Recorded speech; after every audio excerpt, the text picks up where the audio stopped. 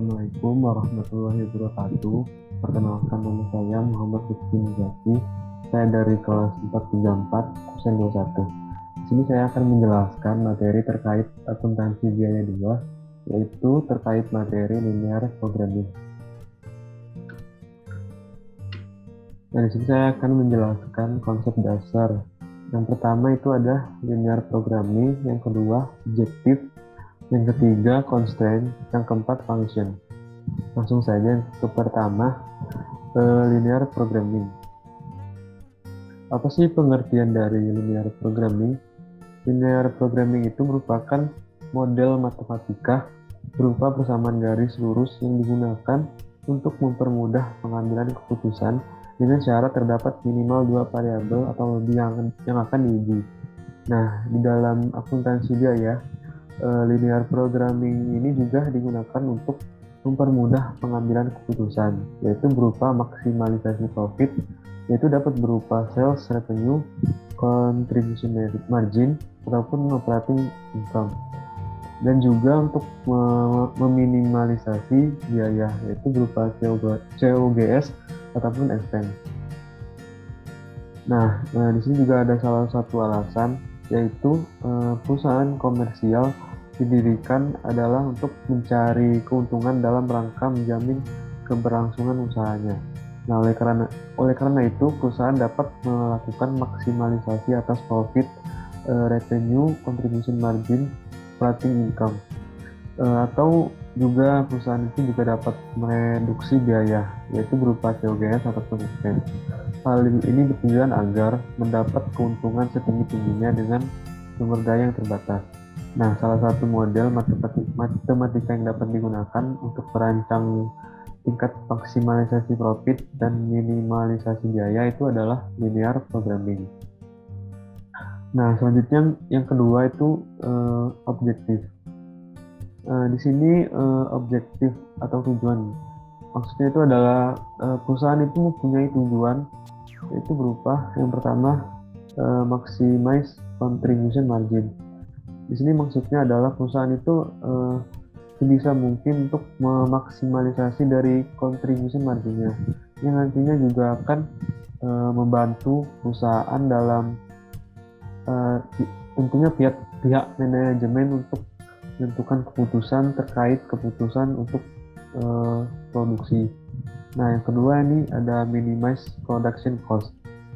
Di sini maksudnya adalah perusahaan itu meminimalisasi biaya terkait biaya produksi. Jadi perusahaan itu sebisa mungkin untuk mengurangi biaya produksi dengan tujuan untuk mendapatkan keuntungan yang sebesar-besarnya. Biaya produksi itu dapat berupa bahan baku ataupun tenaga kerja ataupun biaya overhead pabrik. Nah, yang ketiga ada constraint. Constraint ini juga dapat dikatakan sebagai batasan dari perusahaan dalam melakukan produksinya. Nah, yang pertama itu ada batasan sumber daya atau resource constraint. Batasan sumber daya dari perusahaan itu ialah berupa kapasitas produksi, ketersediaan jam kerja, ketersediaan tempat, dan bahan baku. Nah, batasan yang kedua itu ada permintaan atau pemasaran. Nah, batasan permintaan atau pemasaran itu ialah berupa kuantitas yang terjual. Nah, yang keempat ini ada function. Function atau formula itu mengkonversi data informasi menjadi persamaan matematika. Maksudnya konversi data itu misalkan ada sebuah data dari perusahaan ialah berupa berapa jam kerjanya ataupun berapa biaya yang diperlukan. Nah, itu nanti akan diubah dari data itu diubah jadi persamaan matematika, yaitu berupa linear programming. Nah, itu nanti akan dijelaskan oleh rekan saya dengan contohnya. Selanjutnya ini function itu membutuhkan decision variable dan identifikasi tujuan dan batasan. Nah, di sini ada objective function. Apa sih objective function itu? Ialah fungsi yang menggambarkan tujuan di dalam permasalahan linear programming. yang berkaitan dengan pengaturan secara optimal sumber daya untuk memperoleh keuntungan maksimal ataupun biaya minimum. Selanjutnya ada constraint function.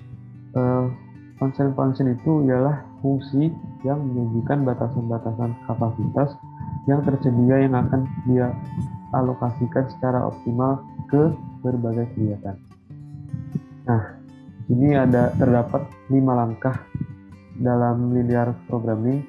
Langkah yang pertama adalah menentukan persamaan matematika dari objective function. Yang kedua ada menentukan kesamaan matematika dari constraint function. Nah, dari menentukan tadi, tahap yang ketiga adalah membuat grafik constraint dan menentukan variable region atau ruang grafik yang terisi semua garis constraint.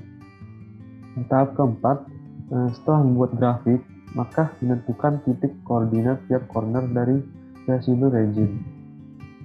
Langkah yang terakhir, langkah kelima, yaitu menghitung nilai objective function dari semua titik koordinat lalu memilih optimal solution.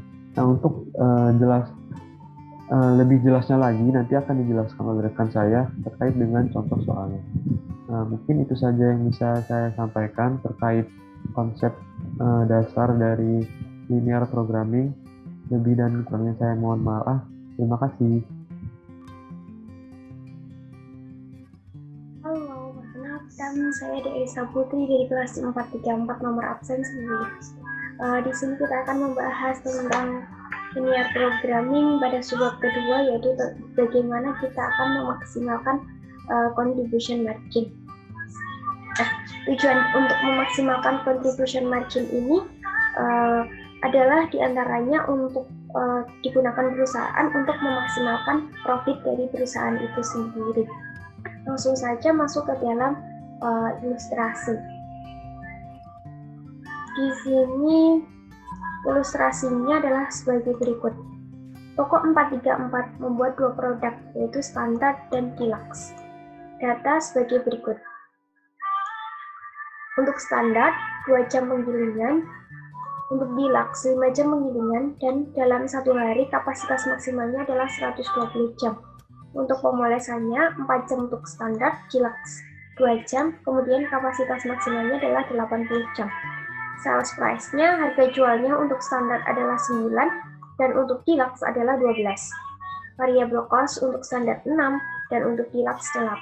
Maka kita peroleh contribution margin-nya adalah 9 dikurangi 6 untuk standar 3 dan untuk deluxe 4 diperoleh dari 12 kurangi 8 atau sales price dikurangi dengan variable cost.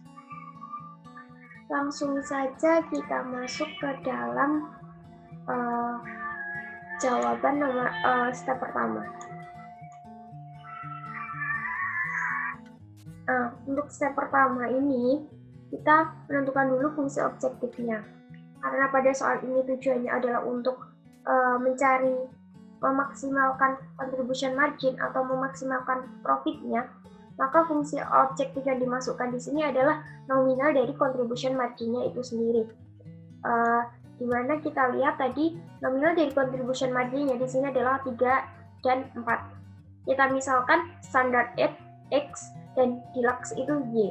Maka kita akan memperoleh persamaan CM itu adalah kan tadi standar X. Jadi 3 untuk standar ditambah 4 untuk deluxe. Nah, kemudian ini ya sama 3X plus 4Y. Kemudian selanjutnya kita akan masuk ke dalam step yang kedua, yaitu mengidentifikasi dari variabel yang terlibat. Kita di sini tadi juga sudah sedikit dijelaskan bahwa untuk produk standar kita misalkan X dan untuk produk deluxe kita misalkan Y. Jadi di sini hanya ada 2 variabel, yaitu X dan Y. Nah, kemudian masuk ke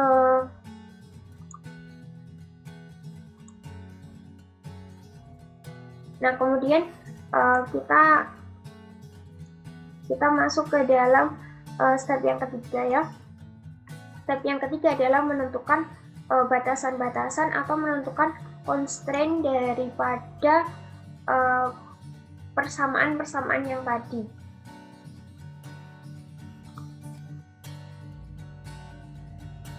Nah, kita dapat memperoleh batasan-batasan atau constraint-nya ini didapat dari mana? Constraint-nya ini didapat dari baik itu penggilingan maupun baik itu pemolesan. Nah, di sini sudah saya tuliskan di sini karena untuk tadi standar X dan deluxe Y, maka untuk jam penggilingan itu adalah 2 untuk X, 2 untuk standar, dan 5 untuk deluxe. Jadi 5Y. Karena di sini maksimal kapasitasnya adalah 120 jam, kan tidak mungkin kita memproduksi di atas 120 jam. Maka paling banyak kan 120, maka tandanya di sini adalah kurang dari sama dengan 120. Begitupun untuk pemolesan, 4X ditambah 2Y kurang dari sama dengan 80. Kayak gitu. Terus, nah di sini constraint dari grinding atau tadi yang kita sebut dengan penggilingan itu kan 2x plus 5y kurang dari sama dengan 120 ya. Kemudian untuk polishingnya sudah kita buat lagi juga 4x plus 2y kurang dari sama dengan 80. Kemudian ada persamaan yang ketiga yaitu non-negative constraint, di mana kita tidak mungkin memproduksi barang itu kan negatif. Jadi X itu standar yang kita produksi mesti lebih dari sama dengan 0, dan Y yang kita produksi juga lebih dari sama dengan 0. Karena kita juga tidak mungkin tidak memproduksi apa-apa, begitu ya. Nah, lanjut ke membuat grafiknya. Nah, grafik ini kita buat dari mana? Grafik ini kita buat dari persamaan 1 maupun persamaan 2. Persamaan 1 tadi adalah 2x plus 5y kurang dari sama dengan 120, dan persamaan 2 adalah 4x plus 2y kurang dari sama dengan 80. Titik-titiknya ini kita peroleh dari mana? Nah, di sini dulu ya. Titik-titiknya itu kita peroleh dari sini. Kan tadi persamaan pertama 2x plus 5y kurang dari sama dengan 120. Pertama kita misalkan x-nya 0. Untuk x-nya 0, maka kita peroleh 0 ditambah 5y kurang dari sama dengan 120. Maka 5y kurang dari sama dengan 120. Maka y kurang dari sama dengan 24. Atau y sama dengan 24 gitu. Maka titiknya dapat kita peroleh ketika x-nya 0, maka y-nya 24. Ketika x-nya 0, maka y-nya sama dengan 24. Maka kita peroleh di titik A ini ya. Kemudian titik yang kedua, dari persamaan 1, masih dengan memisalkan y sama dengan 0. Ketika y sama dengan 0, maka 2x ditambah 0 kurang dari sama dengan 120. 2x sama dengan 120, maka x 120 bagi 2 adalah 60. Maka titiknya adalah x-nya 60, y-nya 0. Di sini ya, x-nya 60, y-nya 0. Kemudian dari persamaan yang kedua, 4x plus 2y kurang dari sama dengan 80. Kita misalkan juga jika x-nya 0, maka y-nya 2y kurang dari sama dengan 80. Y sama dengan 80 bagi 2, 40. Ketika x-nya 0, maka y-nya 40. Ketika x-nya 0, maka y-nya 40. Maka titiknya di sini. Kemudian persamaan yang kedua, ini misalkan y-nya 0, maka 4x kurang dari sama dengan 80 kan. Maka x kurang dari sama dengan 80 bagi 4, 20. Ketika x-nya 20, y-nya 0. Titiknya 20,0 di titik C. Maka kita garis saja antara titik ini dan ini kita sambungkan begitu. Kemudian dari titik ini juga kita sambungkan garis titik ke titik, garisnya gitu. Ini untuk persamaan yang kedua ini untuk persamaan yang pertama ini. Nah, kemudian setelah selesai kita membuat grafik, kita akan menentukan visible area atau area yang memenuhi syarat atau daerah yang memenuhi syarat baik untuk persamaan 1 maupun persamaan 2. Untuk persamaan 1, karena tandanya di sini adalah kurang dari sama dengan, maka daerah yang memenuhi syarat adalah di bawah garis atau di sini. Kemudian untuk area 2, daerah yang memenuhi juga karena kurang dari sama dengan 0, juga di bawah garis. Jadi ini ya. Nah, variabel area dari grafik ini adalah yang diarsir baik dari persamaan 1 maupun dari persamaan 2. Maka ini. Nah, ini adalah variabel area. Kita masuk ke step 5. Pause dulu. Nah, di mana step 5 ini menentukan dari variabel area dan corner points-nya. Kita tadi sudah menentukan ya bahwa variabel areanya adalah ini. Nah, ini ya, variabel areanya tadi ini. Nah, bagaimana dengan corner points? Corner point itu adalah titik-titik yang membatasi variabel area atau membatasi daerah-daerah yang memenuhi syarat itu. Nah, dari grafik ini kita juga udah lihat kan bahwa titik-titik yang membatasi itu adalah ini, titik O, titik A, titik B, dan titik C. Nah, kita kan akan mencari nih, berapa sebenarnya titik koordinat dari O, A, B, dan C. Jelas-jelas kalau titik O ya 0,0. Kemudian titik A, di sini tadi kita sudah cari melalui persamaan satu ini ya, 0,24. 0,24 sama ya. Kemudian di titik C, itu adalah 20,0. Kita sudah peroleh dari persamaan kedua ini juga. Nah, bagaimana untuk mencari corner points dari titik B ini? Nah, dari titik B ini diperoleh dari sini. Nah, kita peroleh dari sini ya. Dari pengeliminasian baik untuk persamaan 1 dan persamaan 2. Maka kita tulis lagi persamaan 1, 4x plus 2y kurang dari sama dengan 180. Dan 2x plus 5y kurang dari sama dengan 120.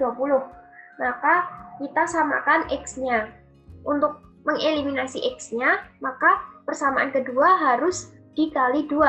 Jadinya 4x ditambah 5 kali 2, 10y, kurang dari sama dengan 120 kali 2 juga, 240. Nah, untuk persamaan keduanya kan tetap 4x plus 2y kurang dari sama dengan 80. Maka di sini kita tinggal mengurangi. Karena x-nya sudah hilang, 4 kurangi 4 sama dengan 0. Kemudian di sini 10 kurangi 2 sama dengan 8y, kurang dari sama dengan 240 kurangi 80 adalah 160, gitu kan. Maka kita peroleh y-nya adalah 160 dibagi 8, sama dengan 20. Untuk mencari x-nya bagaimana? Untuk mencari x-nya, itu kita masukkan ke persamaan. Baik boleh di persamaan 1, boleh di persamaan 2. Di sini saya ngambil yang persamaan kedua, yaitu 4x plus 2y kurang dari sama dengan 80 kan.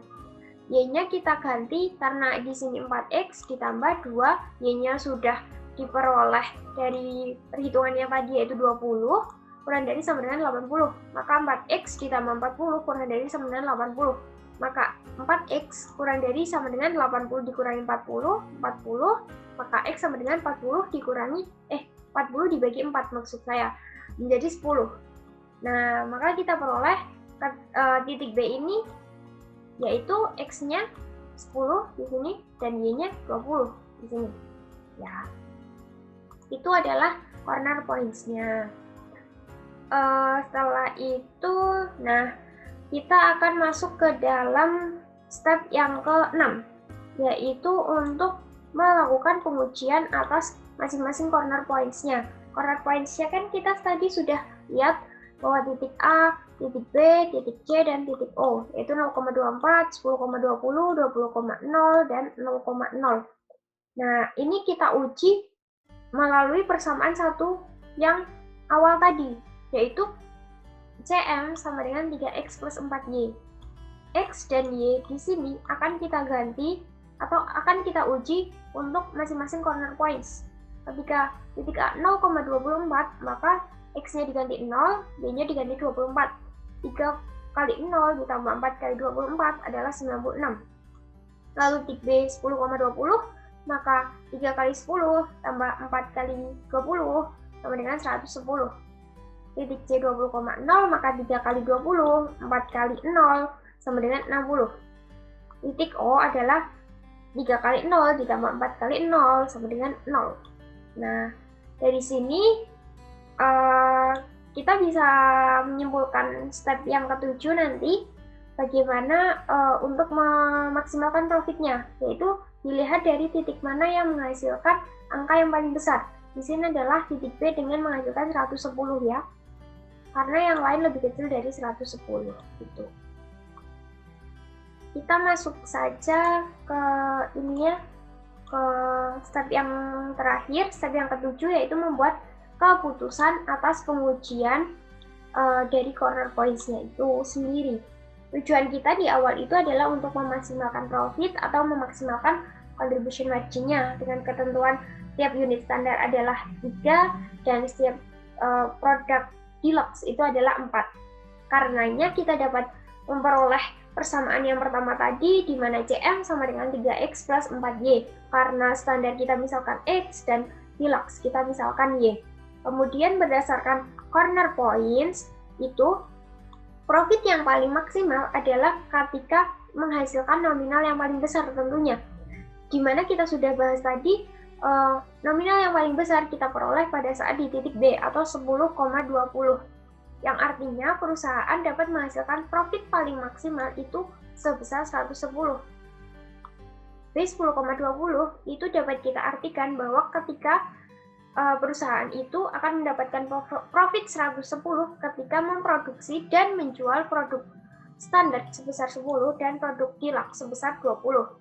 Jika perusahaan menggunakan skema yang lain di sini maksudnya menggunakan titik yang tadi A, C maupun O, itu profitnya itu tidak akan semaksimal seperti di titik B. Kita lihat lagi di sini. Kita lihat bahwa bahwa di sini yang paling gede kan ini titik B ini. Jadi ini merupakan kesimpulan untuk memaksimalkan profit atau memaksimalkan contribution margin, maka kita harus membuat produk standar sebesar 10 dan produk deluxe sebesar 20 atau di titik B ini. Ya. Selesai. Nah, itu sekian pemaparan dari saya mengenai pemaksimalan contribution margin. Ada kurang lebihnya, mohon maaf. Baik, Assalamualaikum warahmatullahi wabarakatuh. Saya Budi Rizky. Saya akan melanjutkan presentasi dari kelompok kami yang sebelumnya sudah dibawakan oleh Rifki dan juga Dea. Di sini saya akan membahas potensi biaya tentang di bagian minimize cost. Yang sebelumnya maximize cost telah dibahas oleh teman saya yaitu Dea Rista. Apa itu minimize cost? Minimize cost adalah cara lain untuk memaksimalkan margin dengan meminimalkan biaya dalam linear programming. Di samping itu, untuk memaksimalkan linear programming juga dapat digunakan untuk meminimalisir cost.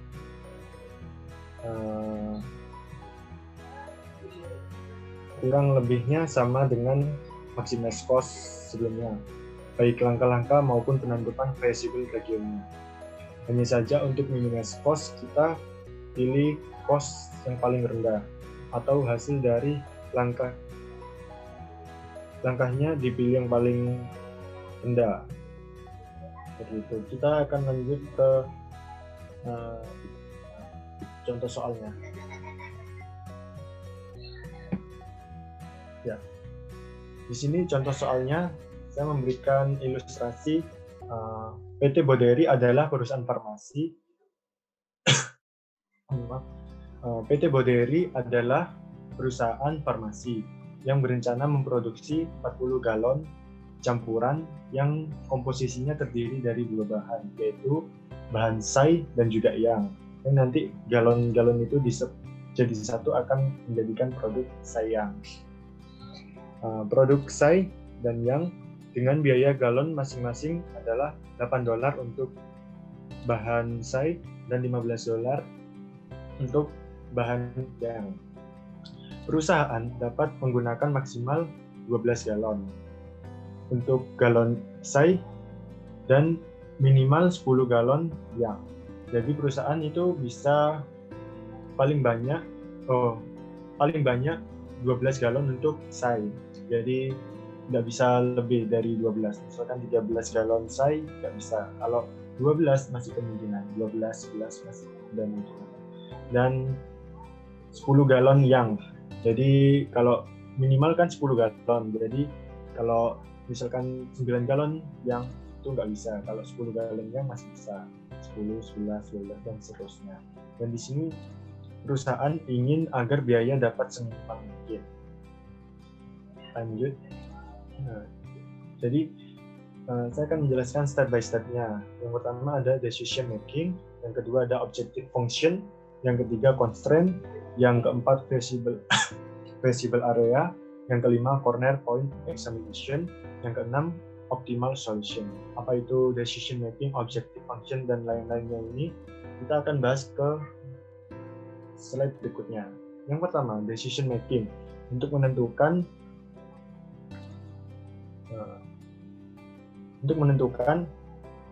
dari data soal diketahui bahwa perusahaan itu ingin agar biaya dapat seminimal mungkin.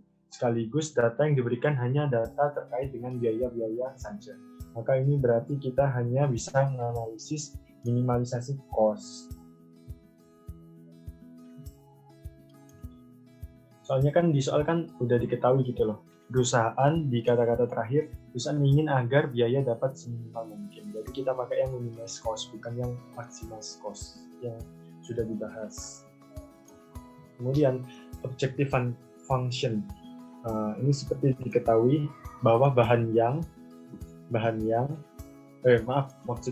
say itu memerlukan biaya $8 dan bahan yang itu biayanya sebesar $15.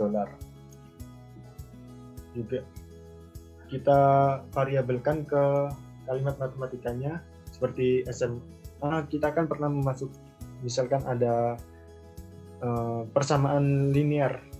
Kalau di SMA itu materi itu ingredient say, kita variabel kalimat matematikanya itu x, kemudian ingredient yang itu variabel y.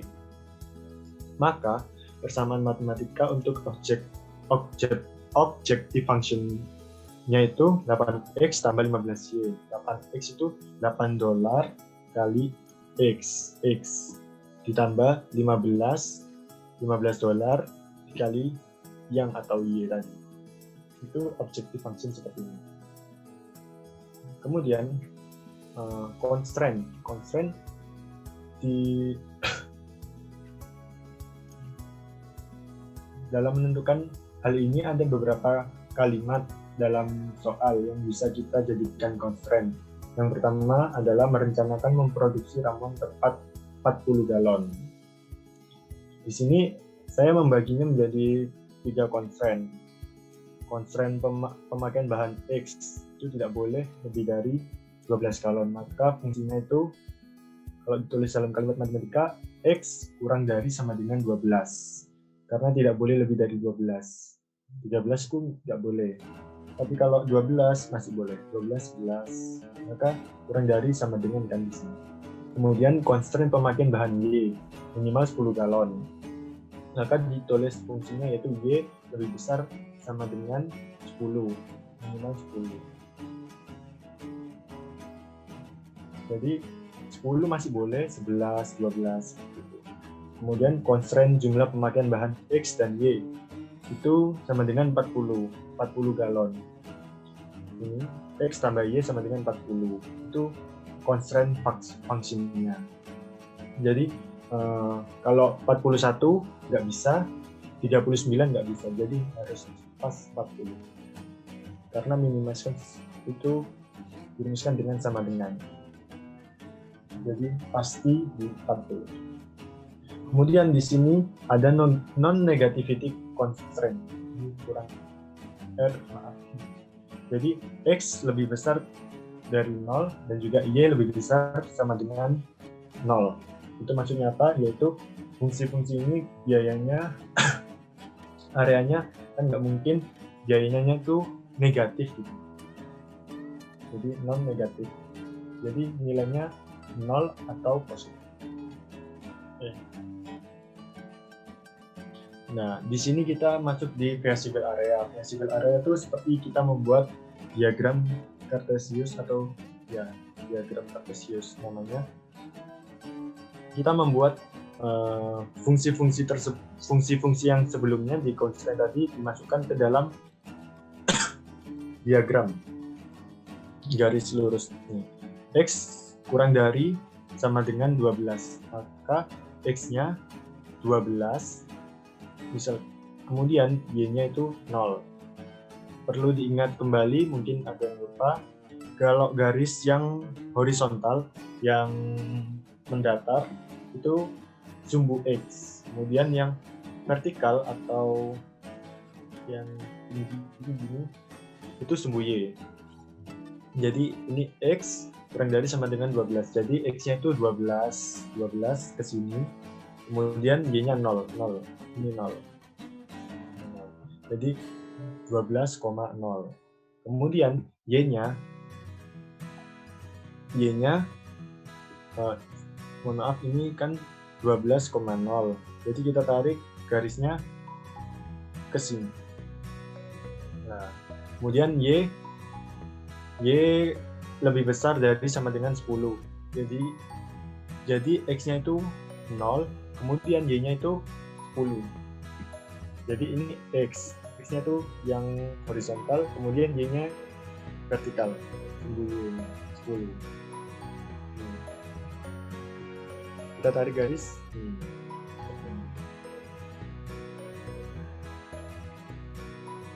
Kemudian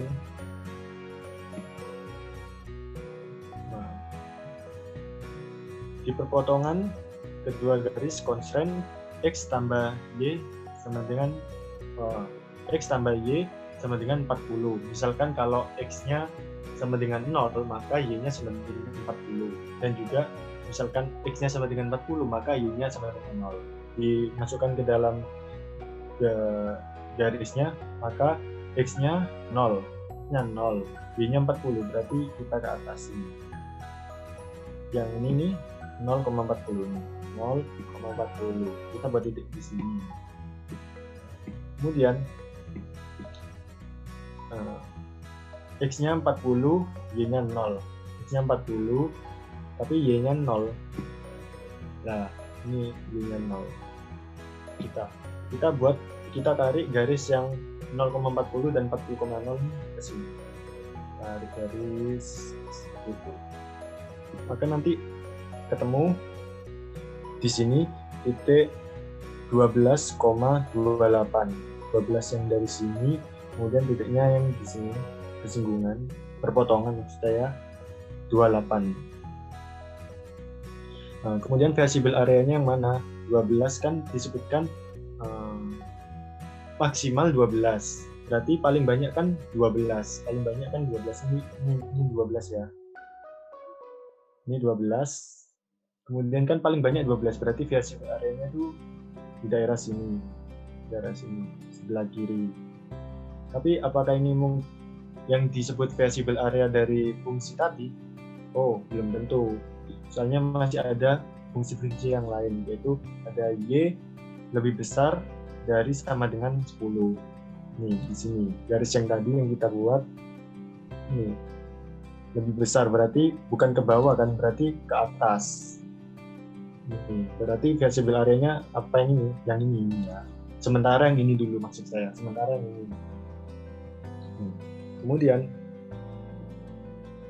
Kemudian disebutkan X tambah Y sama dengan. Berarti kan nggak kurang juga nggak lebih, berarti kan pas gitu. Pas berarti gimana? Ya, jadi kan pas di 40-nya. Jadi yang disebut visible area itu yang sebentar saya buat. Nah, visible area-nya tuh daerah sini. Yang garisnya ini. Nah, yang saya garis merah ini. Nah, ini yang disebut visible area dari fungsi yang dari soal tadi. Kenapa nggak lebih? Ya kan nggak bisa, soalnya kan sama dengan 40.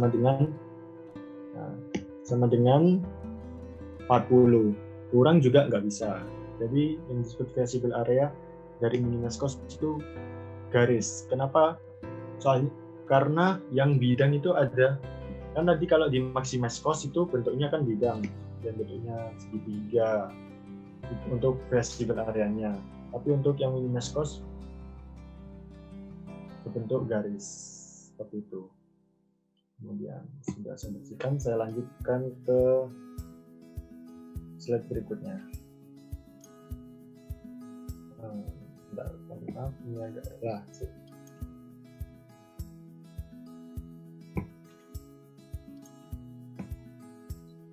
ya. Selanjutnya ada corner point examination. Kita membuat garis yang A tadi, yang ini, kita masukkan ke corner point examination. A itu 0,40.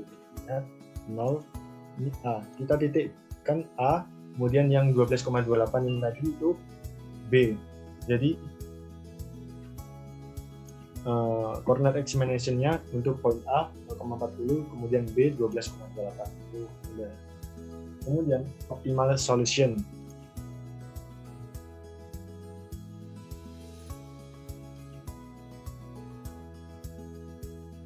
Kemudian untuk optimal solution, di sini point A kan tadi sebelumnya di corner point examination 0,40. Kita masukkan ke fungsi yang 8x tambah 15c. 8 dan 15 ini dari mana? Yaitu yang tentang harga biaya. Yang $8, $15 yang tadi.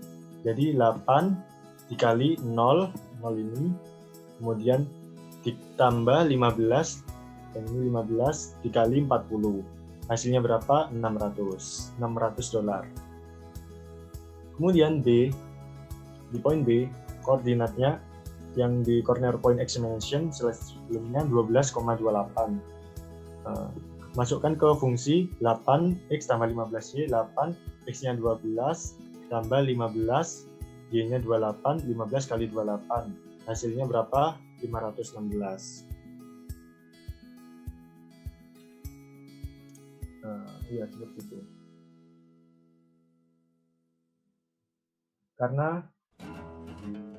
Karena di sini yang dipilih adalah minimalisasi cost, maka yang dipilih adalah yang menghasilkan angka atau biaya terkecil, yaitu di titik B.